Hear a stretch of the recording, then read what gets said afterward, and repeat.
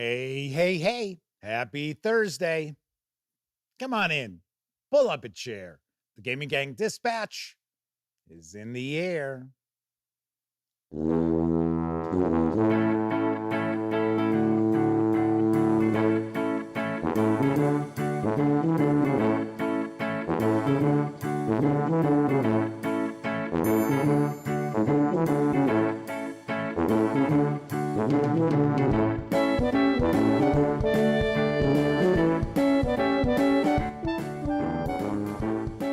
Howdy, gang, and welcome once again to the Duct Tape Studios. I'm Jeff McAleer, your host here at the Gaming Gang Dispatch, brought to you by, shockingly enough, gaminggang.com, of which I happen to be the founder and editor-in-chief. So welcome aboard, everybody. Tonight is Thursday, May 22nd, 2025. This is live stream 1192. If you're not overly familiar with this show, let me point out, super casual around here. Just hanging out, talking about the latest in tabletop gaming news. And then sometimes I'll pontificate about a topic related to our hobby. Maybe we'll take a first look at a game. And sometimes I just sit and chat with chat. So once again, we are not engaged in rocket surgery or anything along those lines, just having a good old time. So tonight, I'm actually going to dive on in and share a first look at Tales of the Valiant, More Prepared with an exclamation point from Kobold Press. This is arriving in stores in June. So we're going to dive on in, take a peek at this in just a bit. But of course, we always tackle the tabletop gaming news first.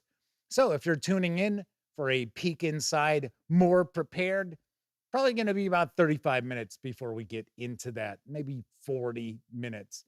Just letting you know. So if you are watching live, just kick back, relax, enjoy yourself. We'll get to the first look. If you happen to be tuning in on MemberX, there are timestamps, so you can jump to the first look if you'd like, if the stream is over. So those are located in the show notes. And of course, also depending on the device you happen to be using, right there in the timeline of the video. Now, of course, when you're not watching videos here on the Gaming Gang channel, be sure to visit thegaminggang.com for all the latest in tabletop gaming news, reviews, and a whole lot more you will not find here on YouTube. You know the drill. Get your geek on at thegaminggang.com. Also want to remind you, if you would like to help support the Gaming Gang, we do have a Patreon. That link is down in the show notes.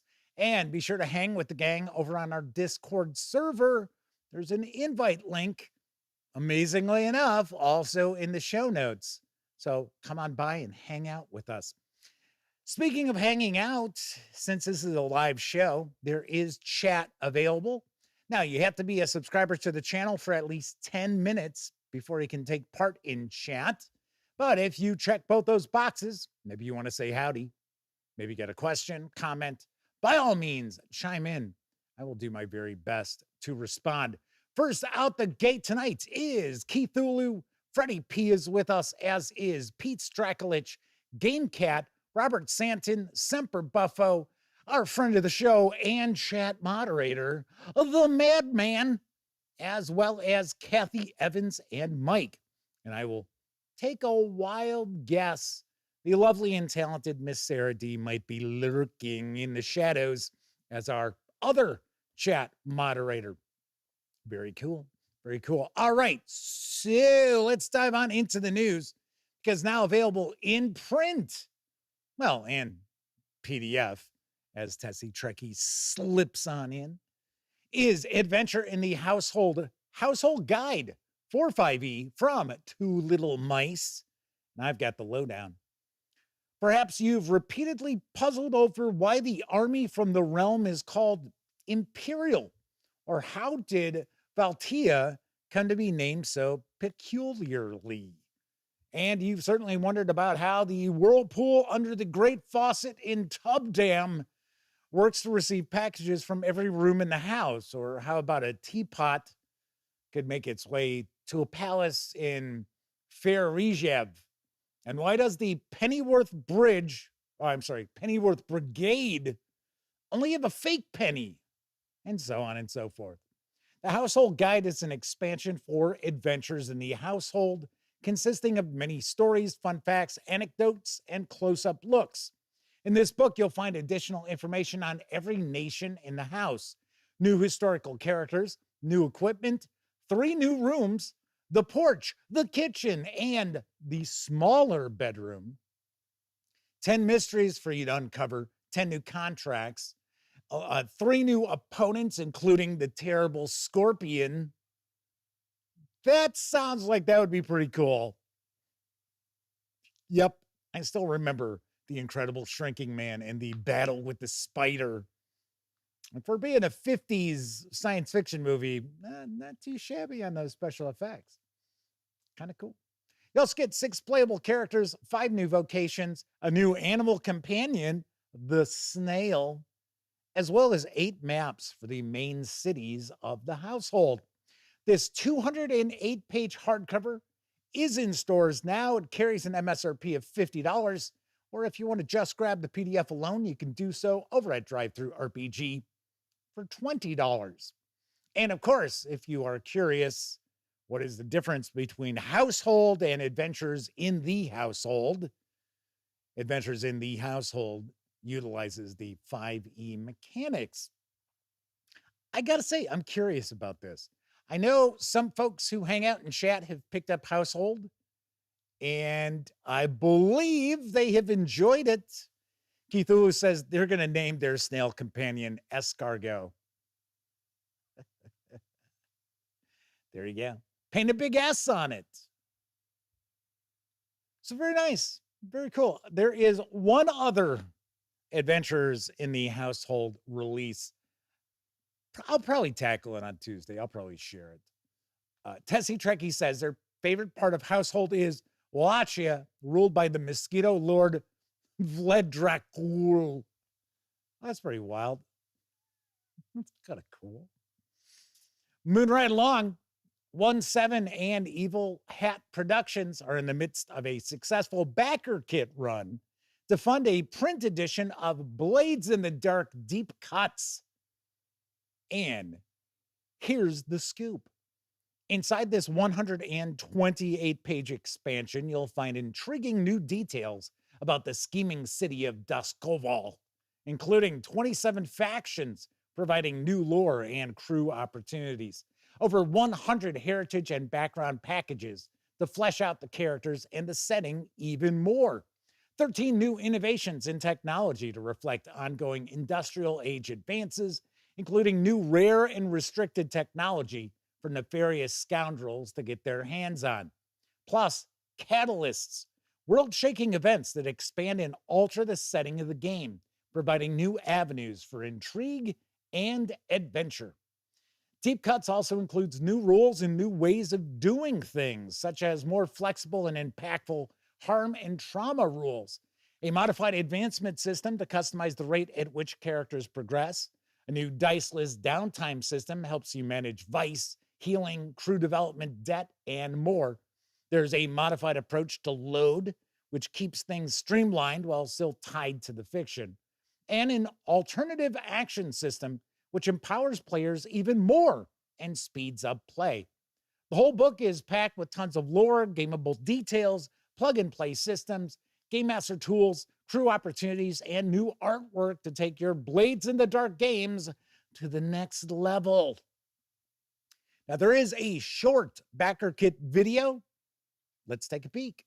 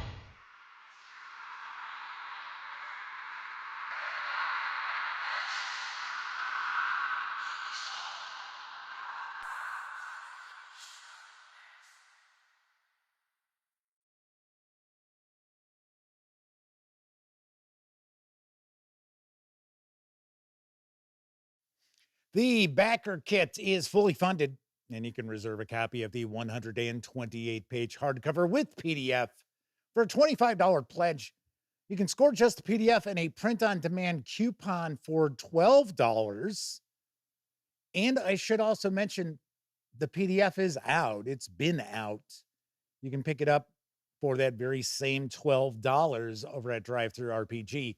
But the difference here is if you do it through the backer kit with the $12 pledge, you'll get the PDF and you'll also get a print-on-demand coupon for you to purchase I'm assuming it's also a hardcover through Drive-Thru RPG at cost. So there you go. Not too shabby. Now, expected delivery on these physical books is December. And of course, this runs through June 19th.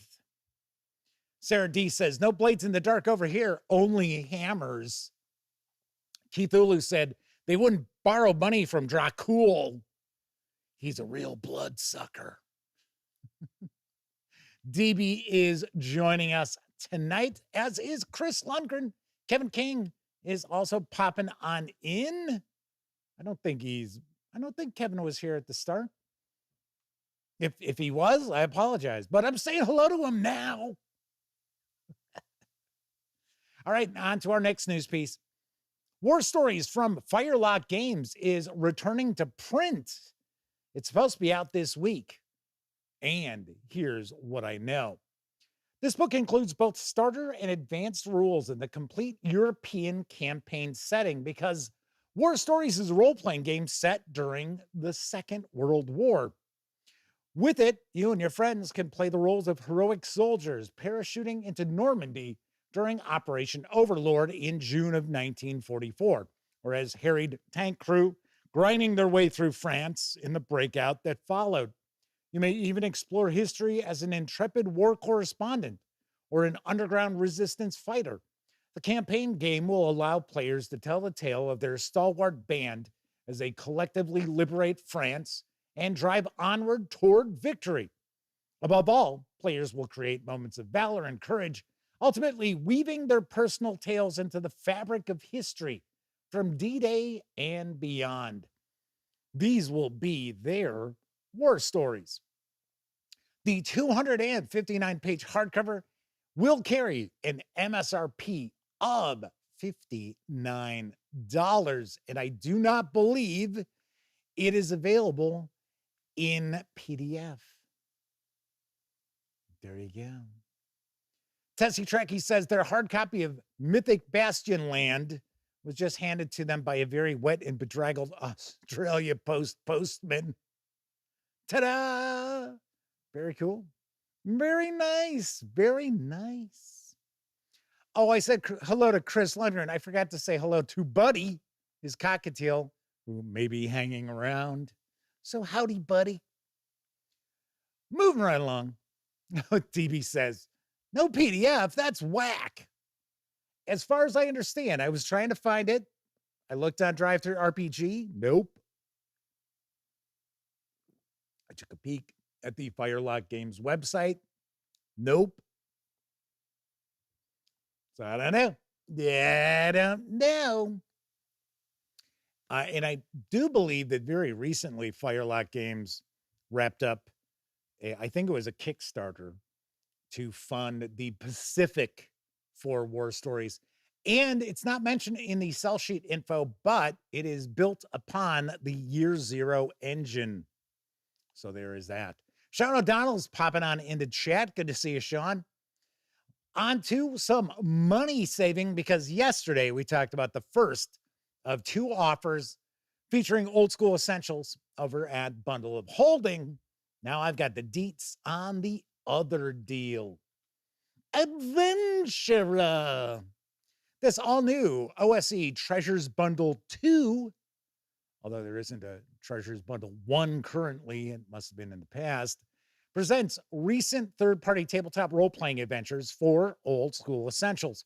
OSE is a landmark of the old school revival that emphasizes clarity, layout, and ease of use at your table. Armed with the Old School Essentials system reference document and a royalty-free third-party license, many talented indie designers have published their own Essentials titles. Now, some of these were presented in the best of their April 2022 Old School Essentials treasures.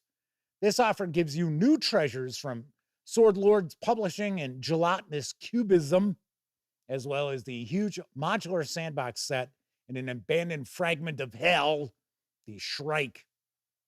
These adventures take the old school approach, weird and fantastic pulp style, succinct, focused physical description, rulings, not rules.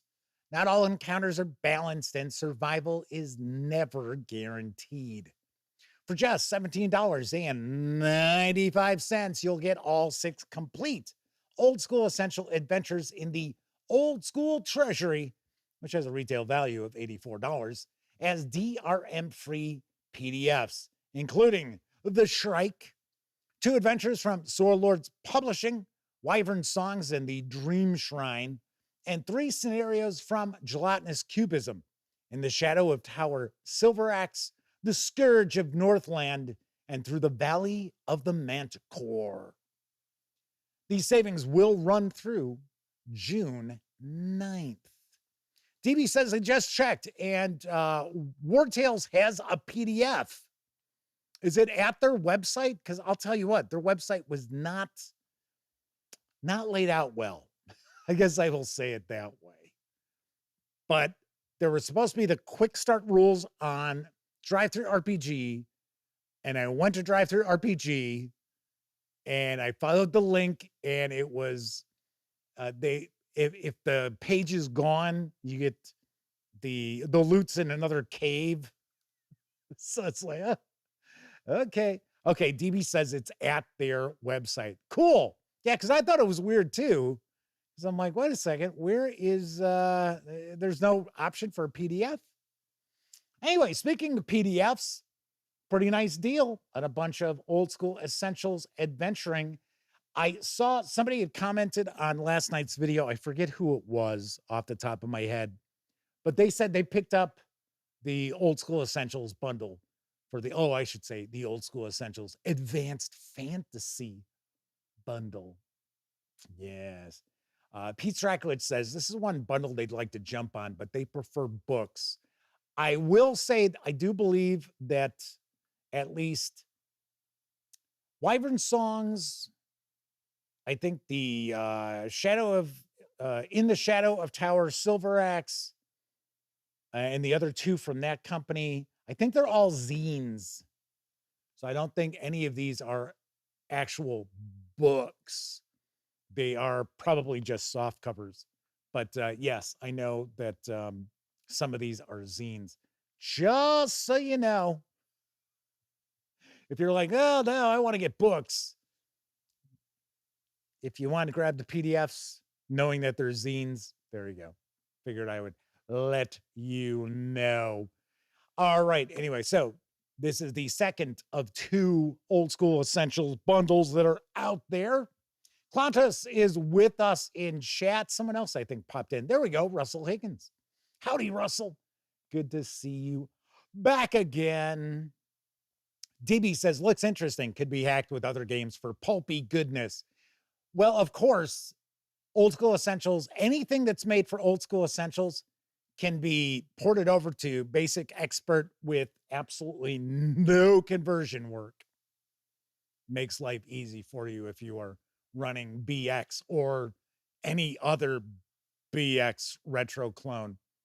Pretty simple stuff there. All right, then, moving right along, let's talk about our final news piece, because now available in PDF is Rapscallion. I've got the lowdown from Magpie Games. The Great Sea Awaits. Rapscallion is a role-playing game that plunges you and your friends into the waters of the Great Sea, churning with danger and wonder. The call of treasures unknown is too great for you and your crew of misfits to ignore. Board your ship with your steadfast crewmates and set sail across the unknown to secure your legacy and might. In Rapscallion, you might duel atop heaving ship decks, commit dark deeds to protect those you care about most, but you cannot escape the vices that haunt you along the way. Play as a haunted captain possessed by 1,000 vengeful ghosts, a bound djinn trapped within a magical book, a dark sea sorcerer who made a deal with a demon for power, or a mysterious navigator who stole the heart of the ocean itself. Well, you better give it back then. You've only got your ship and your crew to rely on in this world of 1,000 enemies. Can your stories match the strangeness of the great sea herself? Easy to follow rules for all manner of swashbuckling adventure and tools for creating your own version of the great sea are found within. You'll also find 10 unique character playbooks and 3 unique ship playbooks to create your own roguish crew of pirates. Exciting troubles and vices that compel you to follow the story to dramatic plot lines shrouded in mystery, secrets, and most importantly, adventure. Detailed information on how to run Rapscallion, from narrating ship combats to colliding with the demands of other seafaring factions along the way. The law, the free, and the weird. Weigh anchor and make way in the name of freedom, family, adventure, and most importantly, treasure.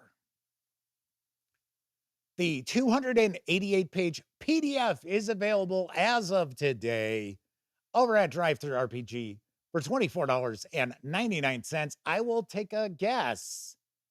You're probably looking at the physical book hitting very shortly, carrying probably an MSRP of $49.99. Yes. All right, so that is the news tonight. Of course, I just mentioned DriveThruRPG. Don't forget, the gaming gang, thus the Dispatch, is affiliated with the One Bookshelf sites.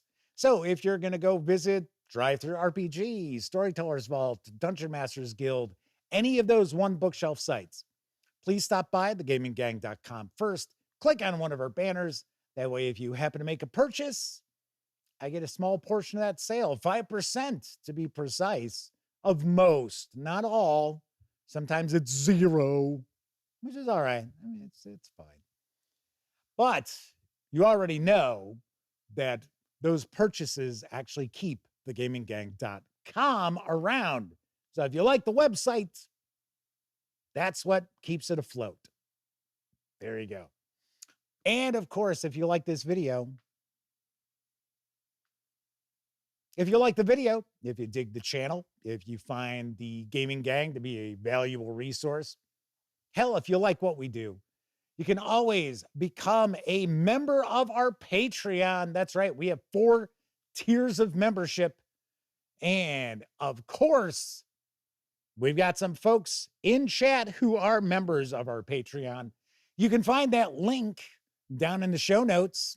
Oh, yes. Yes. And as I do with all of the live shows, I always give a shout out to those folks out there who are members of the $10 tier or higher.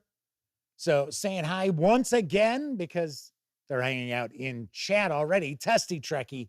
We've got Dan Webb, Tier 2 DM, GameCat, who is hanging with the gang tonight, as is Pete Strakolich.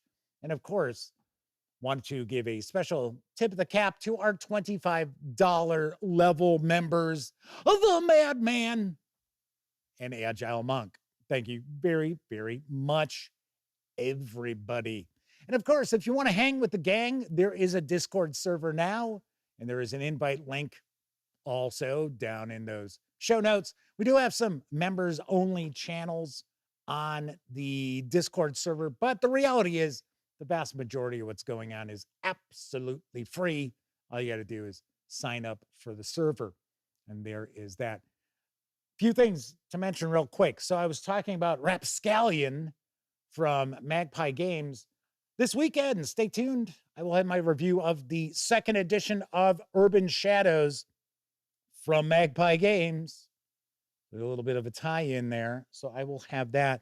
Actually, in case you're curious, what I've got planned to shoot this weekend, as long as nothing crazy comes up, I'm going to do my Urban Shadows Outgunned from Two Little Mice and Free League Publishing, as well as Hudson and Brand. Is it investigators? Oh, inquiry agents of the obscure from Stygian Fox. So stay tuned for that. So there's some discussion of war stories going on, and DB just got the quick start rules for it. Very nice. I think it was Kevin King just mentioned that there is a new Humble Bundle with Savage Worlds Deadlands, and I got the email for it. Gosh, I think it launched this afternoon, and I think it was like 3:00 my time when that popped up, and I already had all my news done. So we will talk about that on Tuesday's show. Very cool. Very cool. So we're going to be taking a look at Tales of the Valiant, More Prepared! Exclamation point from Kobold Press in just a little bit. Did want to mention a couple of things. So if you're watching live last night, you know that there was another YouTube channel out there who took umbrage to my video where I said there is no woke mob destroying your favorite role-playing game. And of course, as folks like this always do, misrepresented what I said in the video, because you know damn well people watching that stream weren't going to go and watch that video. They were just going to spout whatever nonsense they wanted to throw at me. So anyway, I am not going to get into a bunch of detail about that, simply because, number one, I want to take a look at the new Tales of the Valiant book that I've got sitting right in front of me, because it looks pretty cool. It's got like 30 one-shot adventures in it for levels 1 to 15. So, and the reality is, I mean, I've had some people say, "Oh, I'm unsubscribing." I don't give a shit. It makes me laugh, really. Somebody else had said they were sticking up for its diversity in dragons. So I'll just say it, right? Okay. Because I had posted, and also on my social media, I've got no time for, hate mongers, hate peddlers of any sort. And I don't care what you're talking about. It's not my bag of tricks. So the outlets that are out there that just, all complain and whinge and so forth about the state of the hobby and all this other stuff.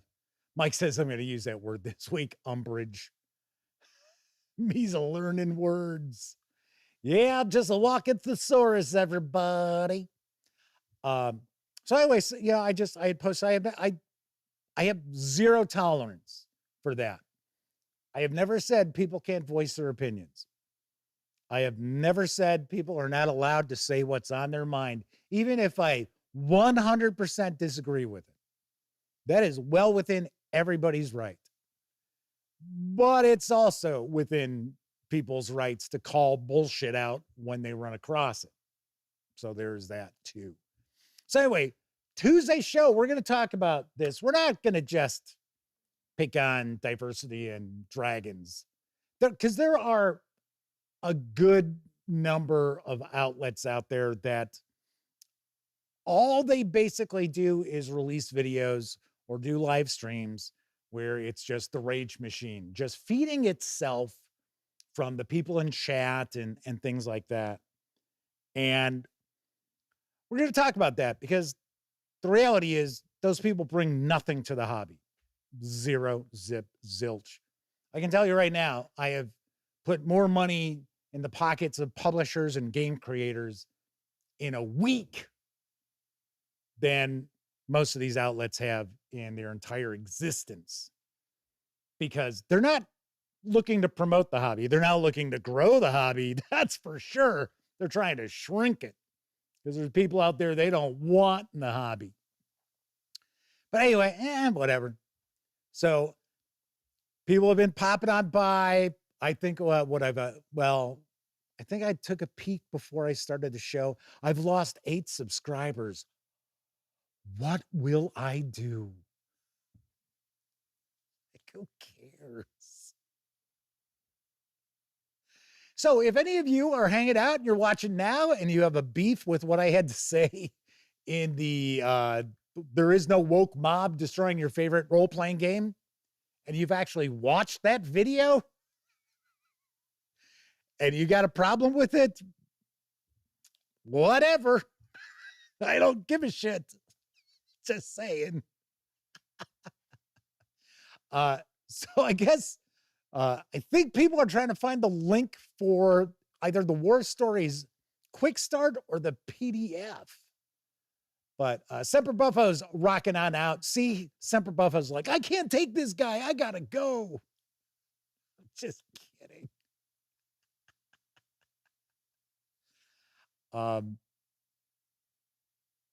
DB said they put the link in chat. Weirdly enough, I didn't see a link pop up. I don't know, man. So, yeah, DB, I don't think links will pop up in chat because it's to prevent people from, spamming stuff. Anyway, Kevin King says, I guess I missed a tempest in a teapot. Not even a tempest, really.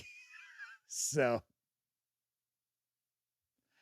anywho, we are going to be diving on in. We are going to be taking a look at Tales of the Valiant, more prepared in just a few moments. But first, I think it's time for a brief intermission.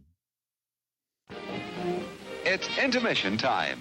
Time for that stretch you've been wanting. And best of all, time to take your pick from that scrumptious array of tasty treats waiting for you at the snack bar, where the popcorn's poppin',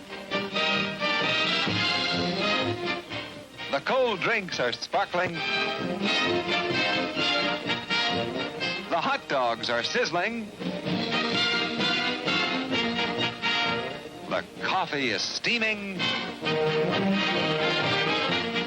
and a luscious treasure of confectionery delights with ice cream and candy and so much more to tempt any taste is waiting for you now at the snack bar. You'll be notified in plenty of time when the next show is about to begin.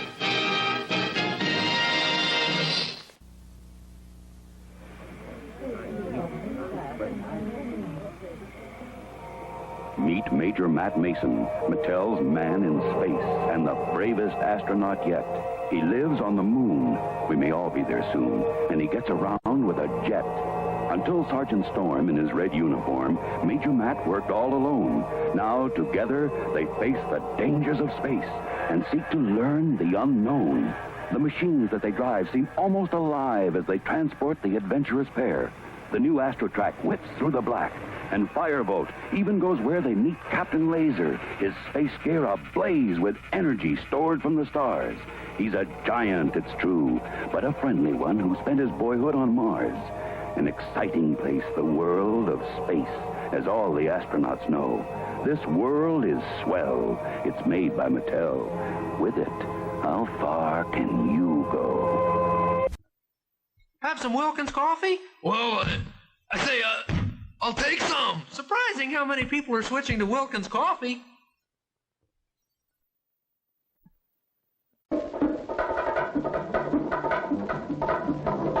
Coming to this theater soon, The Beast of Yucca Flats. Filmed on the burning hot sands by Yucca Flats. See terror, panic, murder. See the Cardoza and Francis production of The Beast of Yucca Flats. See a man turned killer. See a woman ravaged. See one of the most exciting movies ever made. See The Beast of Yucca Flats.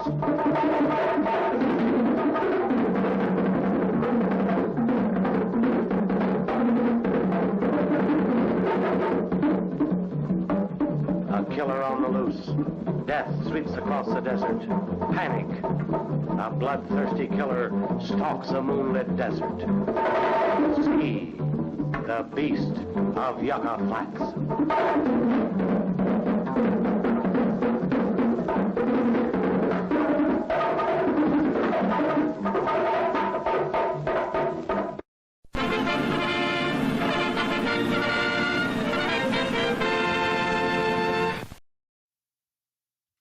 Honest to God, that's how the trailer ends. Just like, what? Huh? And that movie looked so bad, Pete Strakolich did not indicate that they're planning on watching that on Tubi tonight. Yeah, the Beast of Yucca Flats. Yucca is right. Awful. I saw that movie once many, many moons ago. Pretty bad. Pretty bad. Crooks 44 and We Love Tabletop Role-Playing Games are with us. So welcome to you both. All right. So tonight we are going to dive on in and take a peek at Tales of the Valiant, More Prepared from Kobold Press. Of course, this is for Tales of the Valiant as well as 5e D&D. This 196-page hardcover is arriving in stores in June. It's going to carry an MSRP of $39.99. You'll be able to get the PDF for $19.99. It is not available at Drive-Thru RPG as of yet, but you can pre-order the PDF as well over at Kobold Press. If you want to get both together, the hardcover and the PDF, it is $49.99. So a little bit of a discount on the PDF, but it is not free. Sadly enough, I firmly believe that companies, if you're buying their physical book, you should get the PDF included. But, you know, hey, that's just me. It's just me. All right. So let's take a peek. A couple of things I want to mention here. First of all, my friends over at Kobold Press were kind enough to provide me with this review copy. But neither I nor anyone else affiliated with the Gaming Gang has received any other sort of compensation for me to share this first look with you. It's important you know that. We're also not going to look at each and every page of the book, but I want to get a good idea of what we're going to find inside. So I will probably take a closer peek at probably two of the adventures that are in here. We will flip through and we'll see quite a bit, but maybe we'll take a deeper dive into a couple of the adventures that we're going to find within. And of course, just heard me say it a few times, this is filled with adventures. So if you're a player and your game master runs Tales of the Valiant or Dungeons and Dragons, and maybe they've placed an order for this, you might want to tune out now. There you go. Sean O'Donnell says, wait, I thought if you hadn't bought the book yourself, it's not a real review. You're correct. You are imagining this review. Knock off the drugs, Sean. The hallucinogenics you've been taking, now you think you're seeing a first look. Because remember, this isn't a review. This is a first look. The review will come later. Peace Dracula says they're at their daughter's award ceremony watching the Gaming Gang. I'll see y'all later. All right, well, congratulations to your daughter. Very nice, very nice. Sean O'Donnell says that Stroganoff was wild. Age of Adventure is joining us. Welcome aboard. All right, so let's take a peek at the back here. Adventure is ready, even when you're not. Did game night sneak up on you again? Again? Are your players ignoring your carefully laid plots to follow their new favorite NPC around? More Prepared is here with plenty of solutions to your problem. These 30 low-prep one-shot adventures for the Tales of the Valiant and 5e Dungeons & Dragons RPGs fit seamlessly into your campaign. It's going to tell us what we're going to see inside, which I'm not going to read because we're going to see what's inside. You can always be more prepared. Now, I have reviewed the Prepared, I think, what was it? Prepared Complete that was released. And I liked how some of the adventures were actually tied together. I thought that was pretty cool. I dug that quite a lot. So there was, what's the one character? I think it's a guy, if I remember right, it's a goblin named Dib. I think there were like 3 adventures. And of course, he's one of these goblins who has, you know, a far bigger sense of self-importance than he should. Freddie B says the back of the book makes them sound like a slacker. All righty. So first thing, let's take a look at the credits page. A lot of folks worked very hard to bring this to life. And as I already mentioned, there are 30 adventures. So they'll probably clock in about 3-4 pages. Between 3 to 4 would be my guess. So they're going to run from 1st to 15th level. There's escape from the, what was that, glacial prison. Here we have Goblin Rain. Goblin Rain, Goblin Rain. Start getting that, you know, guitar solo going. An adventure for 4 to 6 characters of 1st level. All right, so let's take a peek, see what's going on here. Now, keep in mind, these are meant to be short, 1-session adventures, so they're not going to get too detailed. Age of Adventure says, so by one shot, you mean they're designed to play in 1 session like a con? For the most part, I would take a guess that it's probably going to be depending on, you know, the sort of combat events that you have take place, how long those run, that these are designed for a single session, maybe 2 sessions. At least that was the case with the other prepared releases. So the background on Goblin Rain. A small clan of nomadic goblins have stolen a crate full of potions of Featherfall from a traveling merchant and devised a daring raid. Just after sundown, they will catapult themselves off a nearby cliff into the sleepy and unsuspecting fishing village in the valley below. All right, so there we go. There's our catapult. So this must be above this area here. That's what it looks like. Looks like this is ground level, and then this is a higher elevation. So it looks like this is 2 levels of elevation, maybe even 3 levels of elevation higher. So we've got our clifftop camp. That's where the goblins are. This, of course, is the village below. So it's broken up into stages. It says there are, as far as the fishing village, 6 commoners. So altogether, we've got 18 commoners. It says once the goblins begin raining down, screams of fear and panic echo throughout the canyon as the small community realizes what's happening. The commoners desperately try to hide or flee. Those captured beg for Murphy. Murphy. Yeah. Could you get Murphy for us? They beg for mercy. Only 4 put up a fight, but they are ill-equipped and untrained.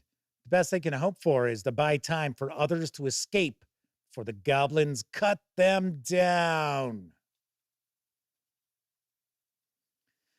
So we've got first, the 6 goblins ransack the home, starting with 3 shacks.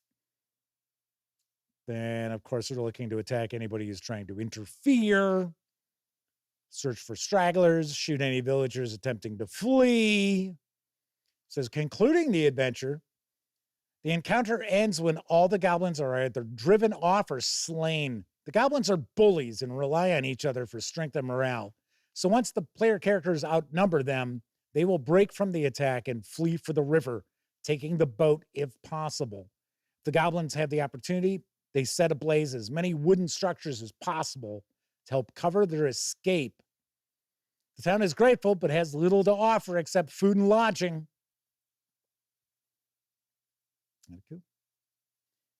Sean All says, I'm seeing 1 or 2 combat encounters, one with 6 goblins. If they're back-to-back-ish, then it's doable in 1 session. Yeah, I would think so. I would certainly think so. Some piece Draculich was pointing out that the madman is a scholar and a gentleman. There you go. Very nice.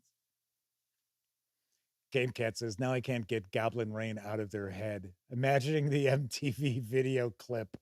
Yeah, with just goblins being catapulted down into this fishing village. If you're curious, the paper stock is what we normally will see from Kobold Press. It's solid. It's certainly not the thickest around, but this will hold up. This will hold up pretty nicely. It's got a stitched binding too. Ooh, scorpion's tail. Ew, a scorpion. Authorities posted a bounty for 300 gold pieces on the head of an individual known only as Firefinger, who was wanted for half a dozen robberies, all involving arson. What they call him? Like Firebug?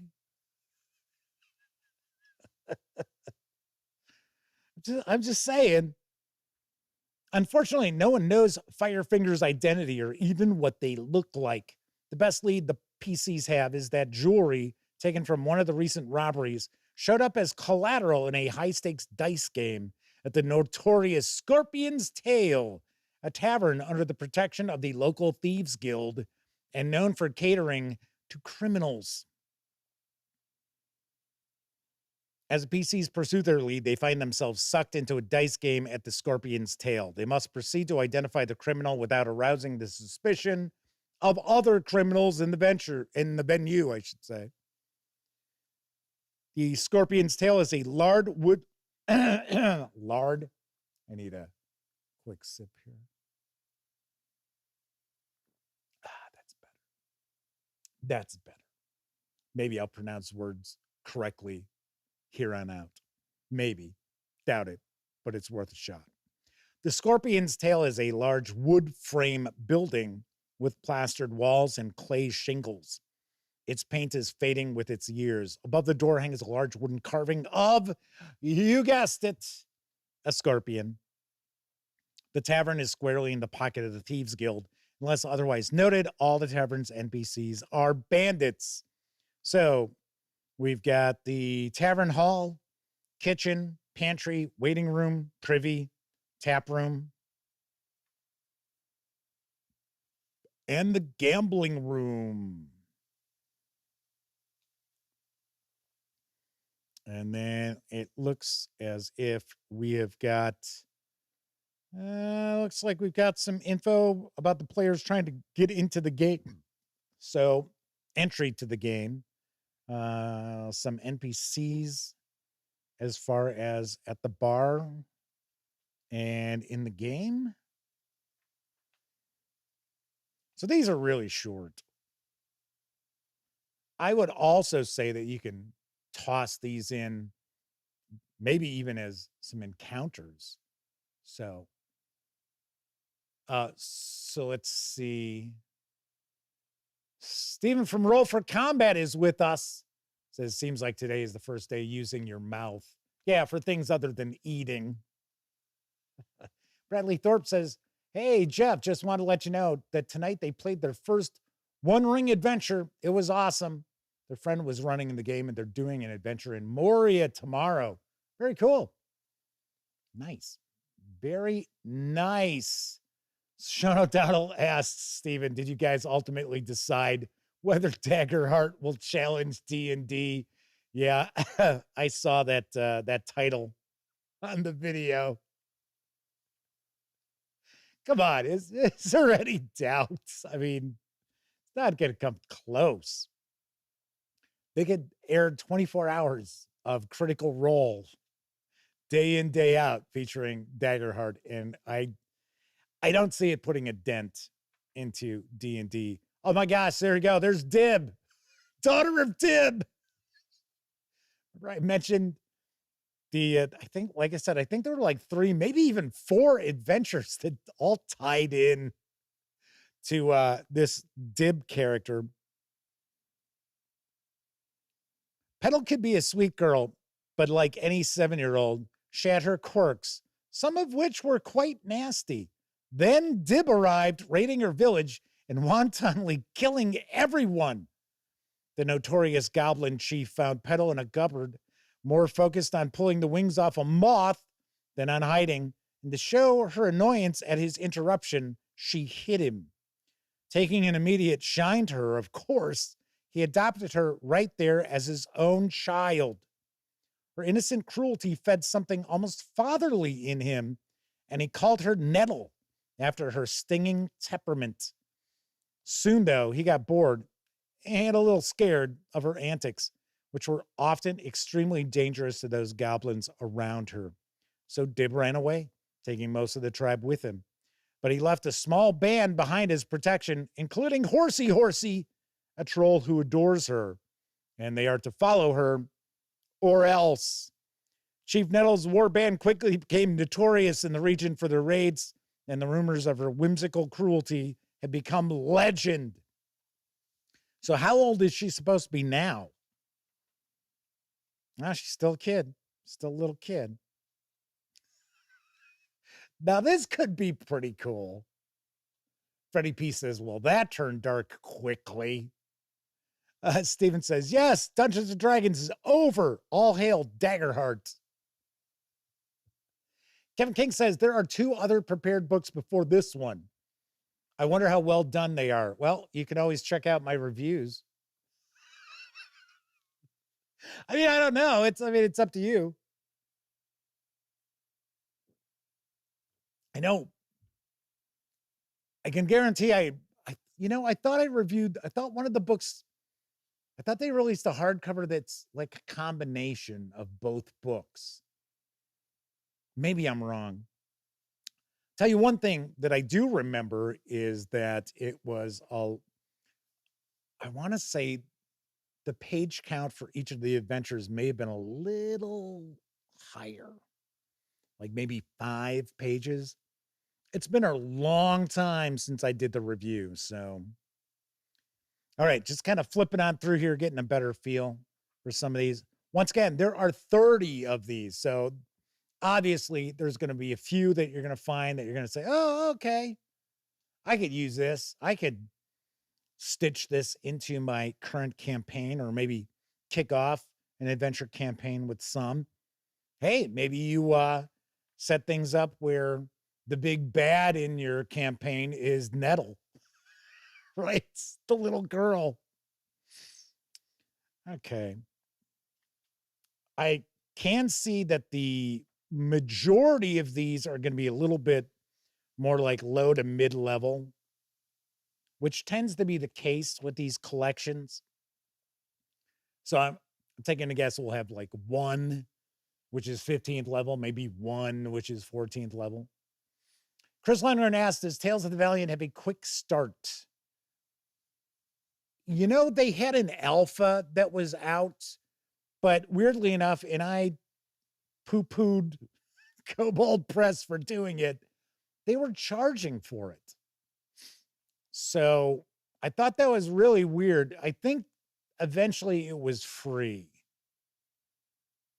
But when they first rolled out the alpha, which I think was all of 80, maybe 90 pages, they had a print version of it. I've got it. I shared a review of it and did not give it a very high score because it wasn't different enough from Dungeons and Dragons. At least the alpha. I have reviewed all the core books for Tales of the Valiant, and I like it. I'll tell you one aspect of it that I dig is the player characters, while still heroes, come across more as adventurers as they level up, as they advance. They're still adventurers, right? As opposed to in Dungeons and Dragons, the characters become superheroes or practically demigods. And by the time they're at like levels 8, 9, it's like, holy shit. So Russell Higgins says, they love Tales of the Valiant. It's not much different from 5e, except in one point. It's not Wizards of the Coast. Yeah, that's true. It's not. And funny enough, I am going to be sharing a video. I'm going to bring back my Why You Should Play series. And the first video for the return is Why You Should Play Tales of the Valiant. And one aspect is that it is not published by Wizards of the Coast. I mean, that is the reality. Something else that I also like about Tales of the Valiant and Kobold Press in general is there's still a little bit of an old school mentality, especially when you've got Wolfgang Bauer working on stuff. Because, of course, Wolfgang goes all the way back to Dungeon and Dragon magazines. In fact, he was publishing adventures in, I think it was Dragon magazine when he was a teenager, and he had to have his parents sign the release for him. Sean says they got 5e, Tales of the Valiant, and Advanced 5e on the same shelf. Sean and I were kind of going back and forth a little bit on the Discord. And yeah, strangely enough, I've never been able to get on board with EN World. I don't know, or EN Publishing, I guess I should say. And I don't know why. I have no idea. I've reached out to Morris to see, because I know they did a starter set for A5E, and I thought that would be a perfect opportunity to maybe introduce our coverage, right? Now, I never heard anything back. I was like, oh, okay, all righty. I mean, that's fine. It's the only thing is when I contact a company, I would prefer to them at least respond, even if they're not interested. If they're like, no, that's fine, but at least respond to me. So,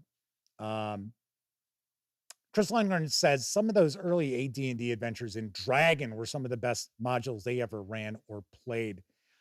I have to say I agree as far as with Dragon and Dungeon, but once again, keep in mind, I didn't read like every issue of Dragon or Dungeon. In fact, the reality is I probably read all of maybe 50 in total. And keep in mind, I have them on hard drive too. And that's how I've read most of them that I've read. But the early Dragon, those adventures tend to be better. Dungeon, I'm not a fan. I'm really not. Okay, so let's take a look at another adventure here. This is for 4 to 6 characters of 13th level. It's Blood Hall. Over the past few months, several of the city's younger nobles have indulged in a new liquor rumored to enhance one's abilities and animal magnetism. This is a male enhancement liquor.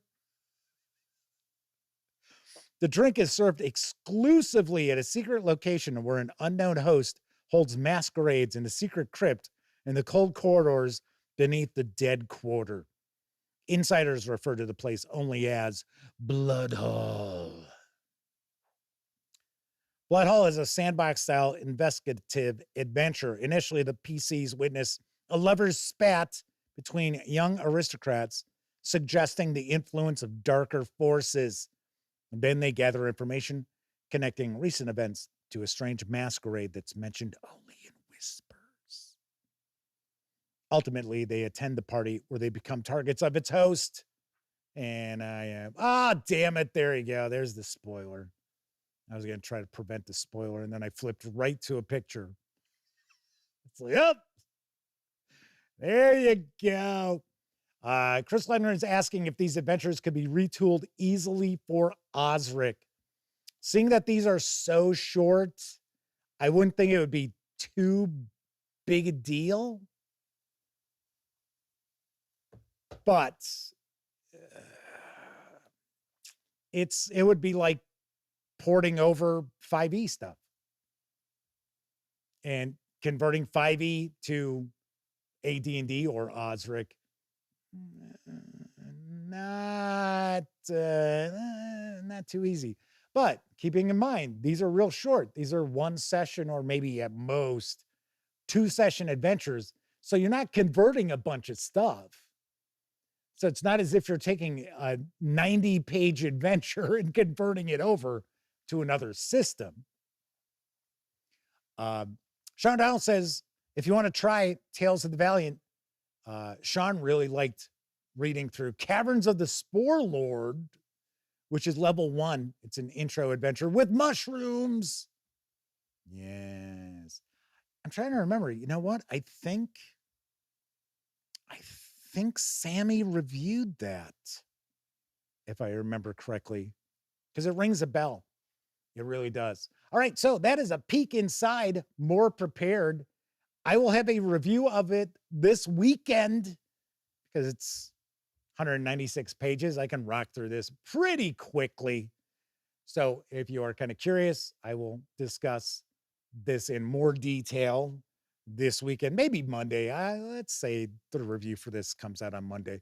The book itself is going to arrive in stores in June. You can pre-order it over at koboldpress.com for $39.99. The PDF is $19.99. If you want them both together, two mints in one, it is $49.99. So there's some talk about the Black Flag reference doc. Yep, that is the Tales of the Valiant SRD, because the system it's built on is called Black Flag. And if you wanted, you could create your own role-playing game with a completely different genre altogether and use the SRD for Black Flag, and that would be the system that it's built on. So there is that. Stray Kismet's popping on into chat. Welcome back. Good to see you once again. Wow, it's only a few minutes after the hour. It's kind of zipped on through that pretty quickly, didn't we? So let's talk a little bit about Tales of the Valiant then. I am, as you already know, if you watch the stream fairly regularly, or if you don't and you just happen to be a member of our Discord server, you know that I'm bouncing around doing some Foundry. And I'm trying to figure out, what do I want to run? And I know I'm not going to do Call of Cthulhu because I want to break from Call of Cthulhu. Love Call of Cthulhu. And we're going to get a chance to see that new Call of Cthulhu supplement that is set in the 1980s in Japan. I forget the title of it off the top of my head. So we're going to get to see that, as well as Age of Vikings. So those are supposed to, I think they're shipping at about the same time, maybe even in the same box. I don't know. But I want a little break from Call of Cthulhu because it's like, geez, Chris Leonard says, oh my God, what? Did I just hear Jeff say that? Yeah, I mean, I love Call of Cthulhu. It's just, I want to, very rarely do I get to run, like, say, Traveler or a fantasy role-playing game. Doesn't matter in, sword and sorcery, low fantasy, epic fantasy, high fantasy, whatever. I just don't get an opportunity to run those. And we all know I never get an opportunity to play. I've been busting my best friend Elliot Miller's chops because he's been running Dungeons and Dragons for his sister-in-law's kids. I think they're like tweens, maybe real early teens. And I'm like, you bastard. I'm like, you won't run anything for us or me. It's like, why I oughta. I'm just busting his chops. Age of Adventure says, running public games?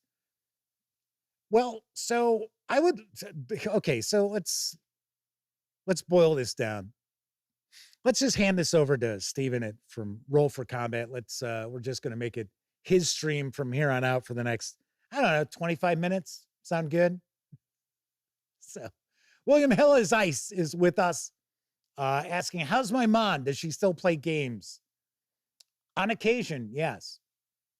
On occasion. I hadn't been having an opportunity to see her very often, like every 2 weeks, which, isn't very often, when my car was approaching its final moments. But yeah, I've been popping over there. I see her every week or so. She's got that macular degeneration with her eyes. So she's been taking these shots. I've been taking her over to the doctor, and then I'll pop over there and take her shopping and stuff like that, because she really can't drive. But anywho, yes, every once in a while we'll play a game. Usually it's on a holiday when I'm over at my brother's. So I'll bring a couple of things with as well. So there are some discussions going on about war stories. It's like, man, I'm starting to regret sharing that news piece. Wow. Actually, what I'll do is I will put the link. I'll find the link and I will pop that into the show notes. So anyone who gets this point watching the stream and they're curious, well, how do I find War Story? I will go find the link, and then you will have it available to you.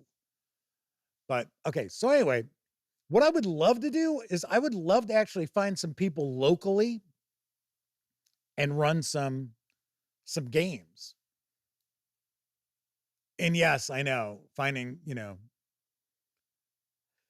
running games for strangers can be a weird thing, but I would probably, like try to look at running it. There's a game store that they have game rooms inside the game store that you can rent out. I think it's in 4-hour blocks, something like that. I'd consider doing that because it's not that far away. It's up in the neck of the woods that Sarah D is in. And the reason behind that is because with the gang, we can almost never, I guess I should say, get on the same page.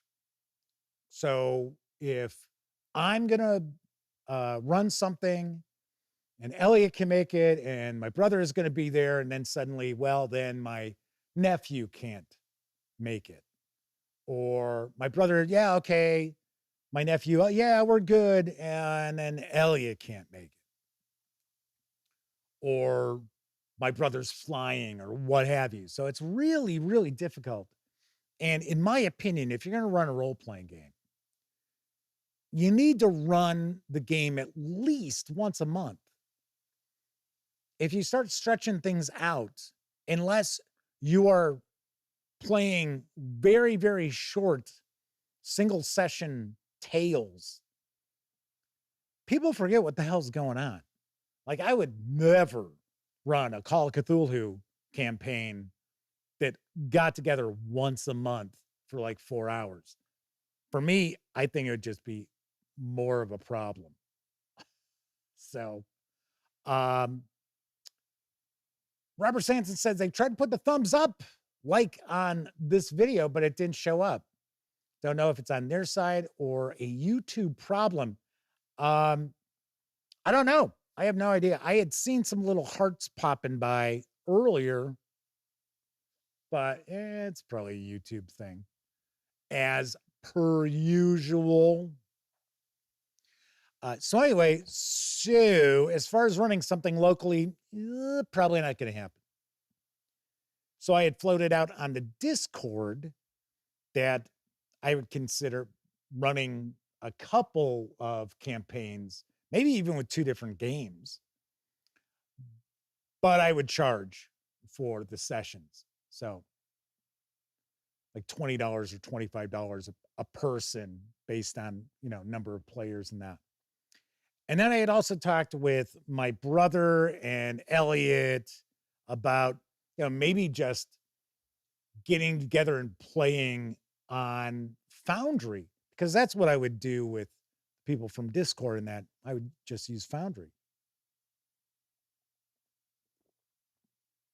And they were like, yeah. They were kind of like, okay, all right. That sounds like it could be kind of cool.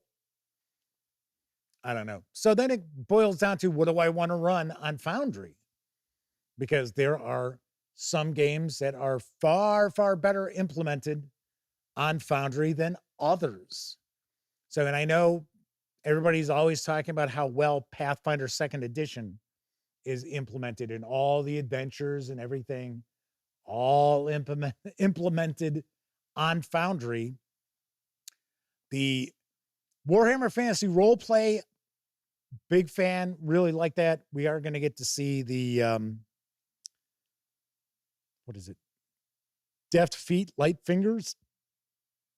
That has been shipped out, so we are going to get to take a peek at that. But I got some of their Foundry stuff, and the game maps are just the same maps from the book. So it's kind of like, what the hell? And, as a game master, those maps are pretty cool. But using those in a virtual tabletop, So, Stray Kismet says your camera spiders are telling you to run Rise of the Drow when Pathfinder lets that out. Chris Leonard says playing Mazes and Minotaurs was the first, I guess is what it's supposed to be, in-person game in over a year. They love playing in person, but in this modern age, running a game using Jitsi has allowed them to GM consistently. William says, how about run one on your channel with video chat? Yeah, but the thing is, you still need to have something there that's going to roll dice and things like, I know there are people have done online games where it's just, well, I'll take your word for it that you really did roll that number. But as far as Foundry goes, I would be looking at something that's going to be low maintenance, which I know Foundry has a pretty steep learning curve.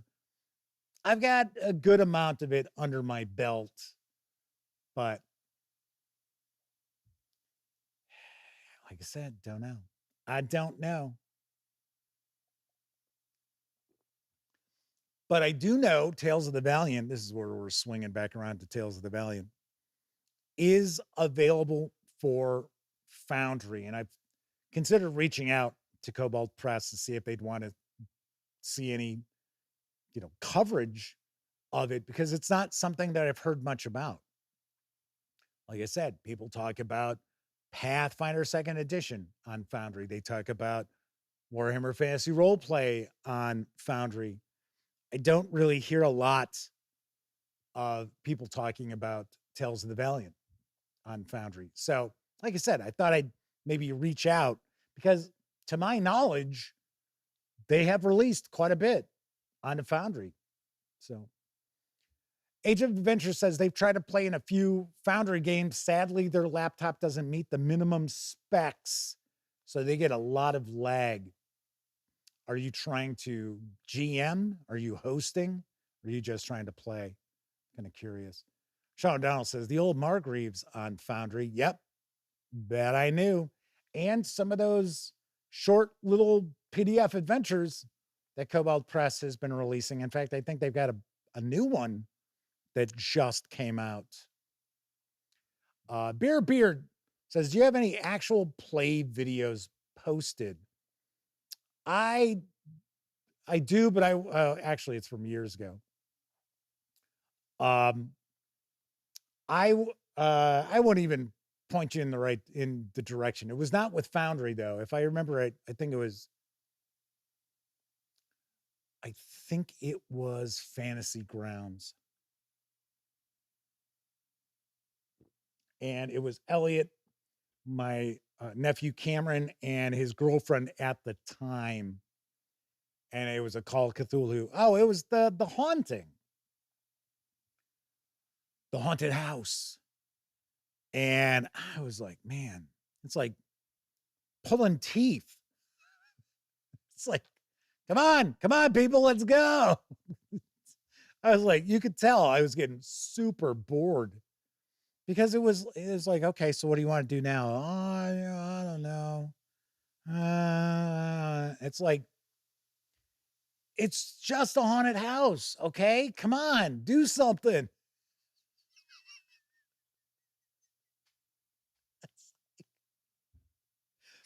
This isn't some grand campaign. So, Sean Hall says, I'll take a look at what implementations I have and see what's smooth enough to not need much work. Yeah, so from my understanding, it's easier as a player to have maybe a less powerful laptop than as a game master. But your game master can also kind of cut some corners as well. So fewer resources are being used. Forge and Brush Gaming is with us. Believe this is the first time visit in chat. Welcome aboard. Said that Pathfinder 2nd Edition Foundry is brillers. But yes, Tales of the Valiant is pretty damn slick as well. I haven't had an opportunity to take a peek. Like I said, I am going to reach out to Kobold Press and see what, maybe throw me some codes somewhere. Sean Down says, Brillers is brilliant, methinks. Yeah, that's what I was thinking. Bearbeard asked, did they fight the flying dagger? Yes, and the bed knocked one of them out the window. So, Kevin King says, Hidden Tomb of Nargoth is on Foundry for Tales of the Valiant. Looks like that is the only official scenario for it. Really? That's kind of wild. Well, wait a second. Sean just said the old Margreaves on there. That's adventures. Don't know. Madman says they've really liked Foundry for Pathfinder 2nd Edition. They've been playing. Like it better than Fantasy Grounds. But of course, yeah, I hear this all the time from people. They've invested too much, or as the Madman says, they are too invested in Fantasy Grounds to switch the game they run. Yep, I can see that. I can completely see that. And every time we turn around, there's a new virtual tabletop. So we've got the one from Drive-Thru RPG or the One Bookshelf sites. So isn't that called Nexus, if I remember right? And there are some systems that seem like Nexus is getting the first shot at them. So there's that. But yeah, there's a couple more that I've heard. Somebody just sent me an email about a virtual tabletop that they're getting ready to launch. I'm like, yeah, okay. Hector Martinez is with us. So they finally got to join us live. Well, welcome aboard.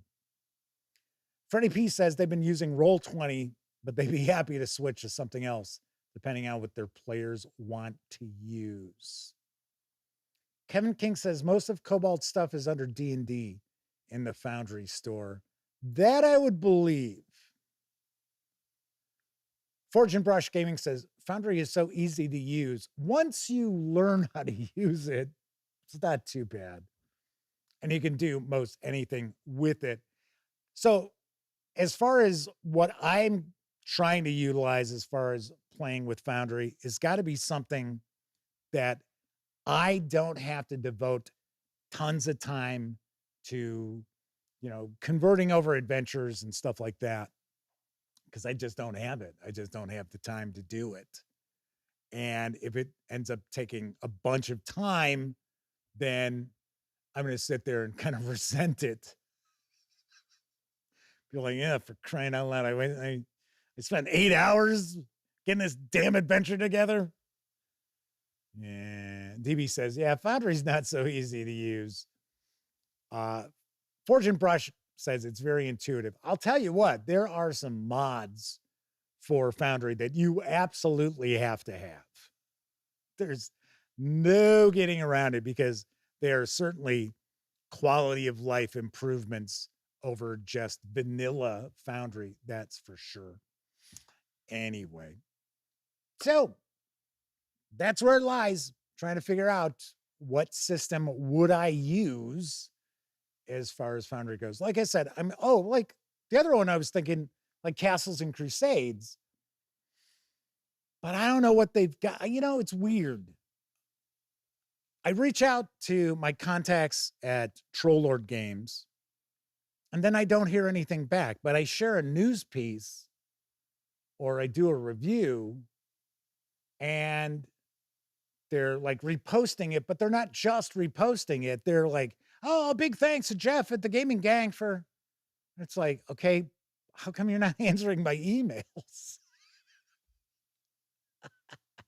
TV said they wrestled with Foundry and threw in the towel. They found it aggravating, time consuming. Might go back to it later when they have the time to spend. I would also think if you don't have a relatively rocking computer, that probably leads to some serious frustrations with Foundry as well. Chris Lundgren asks, what's the easiest for a newbie? I would say, from my understanding, not that I've got experience with it, but people have always told me Roll20 is pretty simple. But on the flip side of that, there are a lot of people who are not super keen on the limitations that Roll20 has. So I don't know. Do not know. DB says they're in a Whiffrip game on Foundry, and as a player, it's boss. Yes, exactly. Like I said, and it has far lower requirements as far as the processing power or video graphic power. But I would think if you've got a laptop that's got integrated graphics, and we're talking like older Intel integrated graphics, probably not going to have the horsepower. Freddie P says Roll20 is simple, but it does some dumb things. Their players get stuck on stairs a lot. Chris Langren says one person at work swears by Owlbear. That's another one that's floating out there I know absolutely nothing about. Kevin King says Roll20 is simple because it lacks features. That's what I hear. But it's supposed to be the easiest to get used to or to wrap your head around. So there is that. All right. That is it for this time out. If you're watching live, thank you very much. If you watched live and took part in chat, yay, tip of the cap to you. Because not only are you keeping me company, you're keeping each other company, especially with your war stories, while I'm sharing the news or just pontificating about things or flipping through more prepared. But of course, I know a lot of folks out there, they don't have an opportunity to watch live. Doesn't matter if you're watching live or on Memorex. Thank you kindly for taking time out to watch any of the over 2,200 videos here on the channel. Yes. And of course, if you'd like to support the Gaming Gang, we do have a Patreon. You'll find the link to that in the show notes. And be sure to hang with the gang over on Discord. We've got an invite link to our server also in the show notes. Yay. If you like the video, by all means, please give it a quick thumbs up. Subscribe to the Gaming Gang channel if you haven't already. And if you do subscribe, don't forget, ring that bell.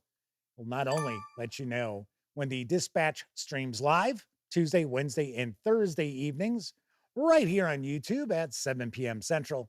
We'll also let you know when I share other videos, such as my review this weekend of the second edition of Urban Shadows from Magpie Games. And of course, when you're not watching videos on the Gaming Gang channel, be sure to visit thegaminggang.com for all the latest in tabletop gaming news, reviews, and a whole lot more you are not going to find here on YouTube. Come on, you know the drill. Get your geek on at thegaminggang.com. Everybody enjoy the rest of your morning, afternoon, evening, whatever time of day it is in your neck of the woods. Have a fantastic rest of the weekend. I will be back on Tuesday.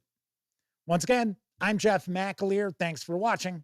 And as always, I certainly hope all of you get to enjoy plenty of great gaming with your gang.